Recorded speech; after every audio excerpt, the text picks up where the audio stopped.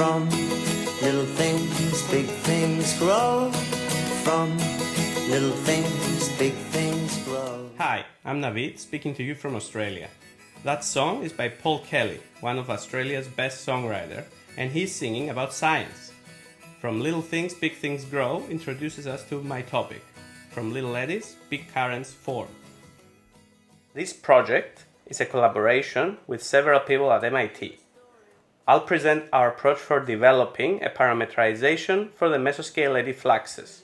I'll focus on how we use data to systematically calibrate the parameterization. What do we want? We want to parameterize the mesoscale eddies. Here's snapshots of the surface ocean currents as they are modeled at 3 different lateral resolutions. The more fine we have the resolution of our model, the more turbulent eddy motions, the more mesoscale eddies, all these circular features we resolve, and the more the flow look as realistic. However, models with very coarse resolutions don't capture all these turbulent features, and they instead see an ocean like the one on the left. And because running models with very high resolution is very expensive, the typical climate models that are used for climate projections are the ones with an ocean like on the left. So what we want is to be able to capture the effect of all these turbulent motions that are not there, but incorporate the large scale effect on the scales of motions that are captured by these coarse resolution climate models. So we are only interested in the low order long time statistics of the system. So we would like to understand the collective effect of the eddies on the resolved large scale flow. So how do eddies affect tracers, for example? If we decompose our flow using a Reynolds decomposition in what's being resolved and what's not being resolved, then rewriting this equation, you can see that we have an advection diffusion equation for the resolved flow, and then we have this extra term, and it's what we call the subgrid eddy fluxes. We would like to be able to have an idea of what this term is without resolving it. So in other terms, can we express the eddy tracer flux in terms of the resolved fields? This parameterization is like being able to write the eddy tracer flux, for example, in this case, as a function of the resolved flow fields. And of course, this function may have also some free parameters in it, which I collectively denote as theta. What's the usual process of coming up with these parameterizations? So this involves 4 stages usually. First, we get inspired by data. So we're looking at model output, we're looking at observations. When we have a good understanding of how that is, we derive a model, from our physical intuition, which involves some free parameters, which we hope that captures well what the things that we're trying to parameterize are doing. So then what we do is we tune these free parameters, to better match our data. And when we do that, and we hope we have a very good parameterization at that point, we implement that parameterization in the bigger model, in a climate model, and produce better IPCC reports, for example. The talk is about the data-driven method for doing that. Where will this come about? So it will come about into the first and the third part. So instead of us looking at the model output, we can have artificial intelligence algorithms to go through the abundance of climate data that we have nowadays and try to figure out patterns and point to us the unresolved scales of motions are doing to the resolved ones. Then we'll have to use our physical intuition and derive a physical model to capture all this phenomena. But then in the next stage, instead of us tuning free parameters by hand, we can have a systematic data-driven method for which these free parameters are being calibrated and tuned to better match our observations. And when that's done in a systematic way, we can then implement this parameterization in a climate model. What I want to talk about today more is how we systematically do the calibration of free parameters. So I would like to show you how we can use data-driven methods to systematically calibrate the free parameters of this parameterization. So I'll take the standard isoneutral diffusion parameterization, otherwise known as Jen-McWilliams parameterization for the mesoscale Eddy fluxes. I'll discuss a little bit about how it's derived, what are the free parameters involved, and then how we can systematically calibrate these free parameters to better match our observations. So what is isoneutral diffusion? We know that eddies mix tracers, but it is much more costly. It costs much more potential energy to mix across isopycnals, as we call them, compared to mixing along isopycnals. Eddies tend to mix much easier along isopycnals. So how we parameterize what eddies are doing, we're saying, all right, the eddies are inferring a mixing, an enhanced mixing along isopycnals. We can write the tracer eddy flux as proportional to the gradient of the resolved tracer with a minus, denoting this down gradient tendency of the eddies mixing. And the typical Jen-McWilliams parameterization splits then this 3x3 tensor into a skew flux component, an antisymmetric component, and a symmetric component.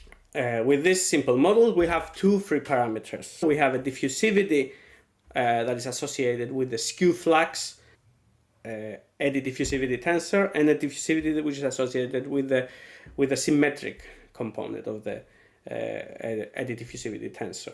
How is calibration usually done? So calibration is great. Everybody agreed that we have to calibrate, but to do it in a systematic manner is very cumbersome. It involves running back and forth. You're running your models forward in time and then running them backwards in time using the adjoint model.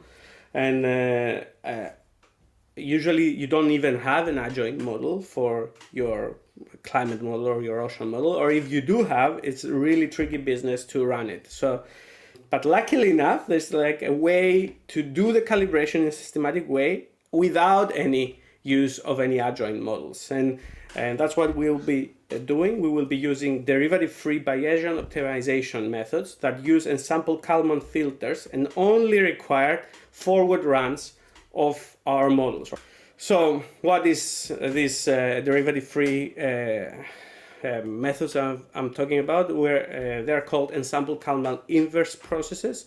So in a nutshell, it's a way to solve this inverse problem. So if y are our observations or our model output, and g is our ocean model that includes a parameterization, includes some calligraphic f here, and depends on the various free parameters, and then eta is some noise that describes uncertainty in our observation. The question is to find what's the best value of the free parameters that minimize the distance between the model output with the parameterization and the observation data. And the way we do that is by running ensamples of forward model runs, and then after we run them every time, there's like a specific algorithm by which we update the parameters, and slowly we converge to the best parameters.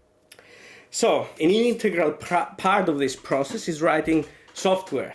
Develop open source software first for simulating the ocean, and secondly for being able to interact with the ocean model and perform all these derivative-free ensemble Kalman inverse processes, and thus calibrate free parameters of parameterizations that we come up with. So as part of the CLIMA project to develop Oceananigans. Oceananigans is an open source Julia software package that that we can simulate ocean. We can run LES on square and rectangular domains. We can simulate the ocean on the sphere. It is very flexible and very fast. It runs on GPUs. So, but more importantly, it can simulate ensembles of 1D column models or of 2D slices, and this is an important aspect of that we need to have in order to perform the systematic calibration of our free parameters. Now, alongside with that, we are developing also another open source Julia software. It's called Ocean Turbulent Parameter Estimation. It's a bit of a mouthful, but that's its name at the moment, which interacts with Oceananigans and runs forward an ensemble of oceananigal models. So I'll discuss a bit how, I'll show you a little bit how this is done in a very simple problem, the problem of a baroclinic adjustment of a front. So this is this is a movie from that we produce with running Oceananigans. We start with a front which is baroclinically stable. We let it run and then eddies form, and what we see in the front slices here on the left, we see how buoyancy is evolved. On the right, we see how a tracer, which is initially concentrated near the surface, how it that evolved. And what we see in the front panels is the zonal mean longitude average, or the instantaneous longitudinal average of the solutions. And we see initially the isopycnals are very steep, and as the eddies are formed, the isopycnals are less steep, and we see that the tracer is diffused across isopycnals. And so what we now want is we want to have a 2D version of this configuration, just latitude and depth dependent, with a parameterization for the eddies. And so we take an ensemble of 50 of those.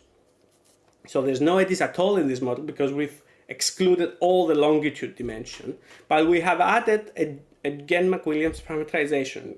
So we run the model forward, and then we use the ensemble Kalman inverse process to update our diffusivities and find the best diffusivity possible.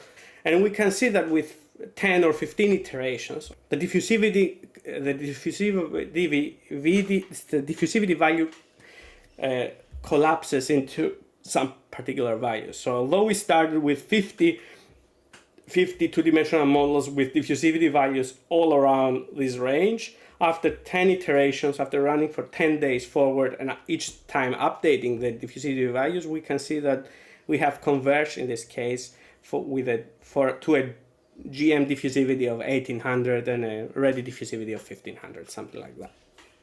But what did we learn? We've seen how we can systematically use ensemble Kalman inverse processes to calibrate the free parameters of a turbulent closure. And we can add complexity to my parameterization. I can add a depth dependent and time dependence to my free parameters, and then systematically calibrate them again. And the good thing is that any parameterization and any that is obtained in this way is by construction numerically stable, because it's obtained by running the model forward in time. But that's only the beginning, because as I have told you, we know, for example, that this parameterization is not good for describing the equilibration of a baroclinic of an unstable baroclinic front. So what we want is to derive a new model that includes more physics and potentially more free parameters.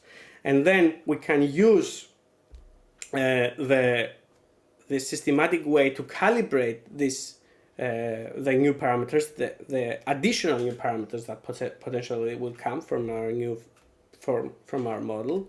If the parameter values are robust across various scenarios, we have a trust that we did something right with the physics. So then we can continue and implement that in the climate model. So from little things, big things grow. From little things, big